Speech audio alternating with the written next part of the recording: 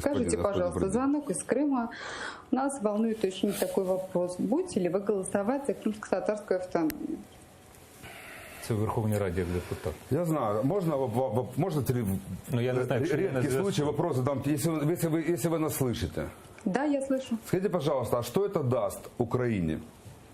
Украине даст это возможность для скорейшей деоккупации этой территории. Каким образом, скажите? В международных судах везде. Я не понимаю, как может постфактум принятое решение Верховной Рады, постфактум после оккупации Крыма даст нам дополнительные возможности в судах. Все будет рассматриваться в судах на тот момент, как было, когда туда зашли Там є зеленые один человечки. важливий момент – це визнання кримсько-татарського народу корінним народом. В смысле коренным народом? Ну, а який він? Я против. Крымские татары – это часть украинского народа. Мы что должны вызнавать? Отдельно евреев, отдельно армян. Конкретної території. Нет, у всех корінної. народов есть свои территории. У кого из евреев в Украине есть свои территории? Ответьте мне, пожалуйста.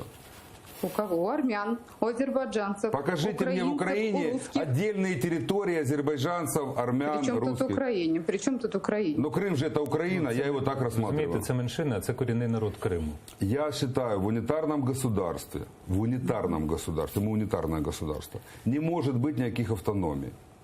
Если была уже автономия, что получилось с Крымом?